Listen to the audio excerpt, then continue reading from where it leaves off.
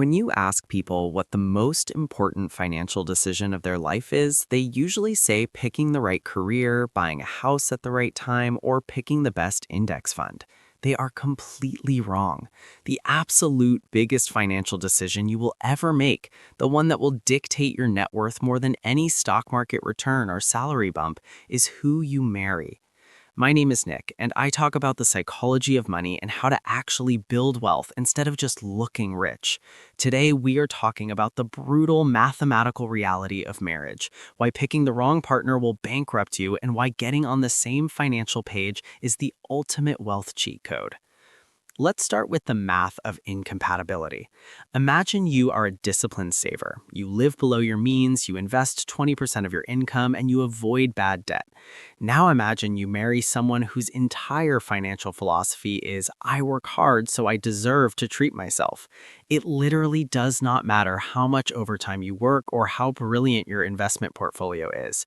You are trying to fill a bucket with water, and your partner is standing at the bottom of the bucket with a power drill. You will never get ahead. You will spend your entire life fighting over credit card bills, stressing about car payments, and silently resenting each other because your fundamental values about money are completely opposed. And the financial damage usually starts before you even tie the knot.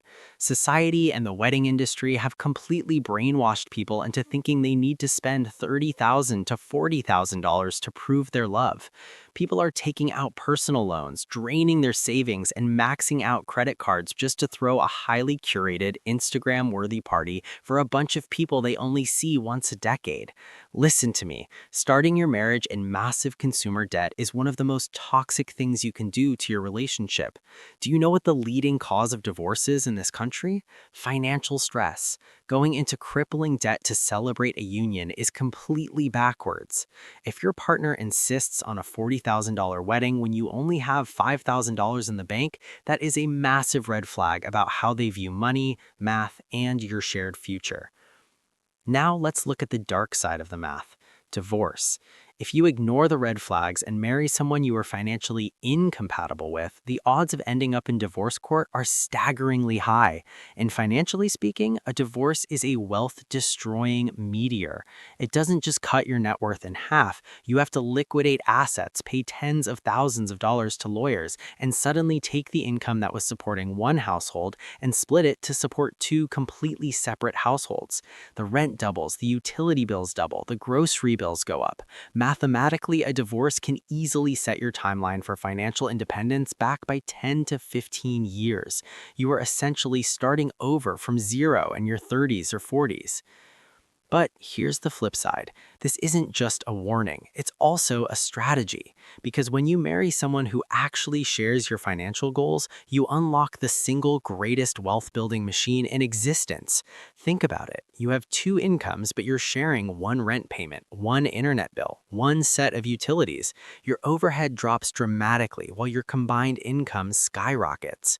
When two people are aligned, you don't have to hide purchases from each other. You don't have the stress of someone secretly maxing out a credit card. Instead, you get to sit down together and aim both of your incomes at the exact same goal. You can knock out student loans in a year. You can save up a down payment for a house in no time. You can max out two different retirement accounts simultaneously. You essentially become a financial power couple. Before you put a ring on someone's finger, you have to have the awkward conversations. You need to know their credit score. You need to know how much debt they have. You need to know how they react to financial emergencies and whether they view a credit card as a tool or as free money. Love is incredibly important, but marriage is also a legally binding financial contract. If you treat it like a fairy tale and ignore the math, you will pay for it for the rest of your life. If you want to keep learning the real, unglamorous mechanics of building wealth and keeping your money, make sure to hit that subscribe button. Thanks for watching.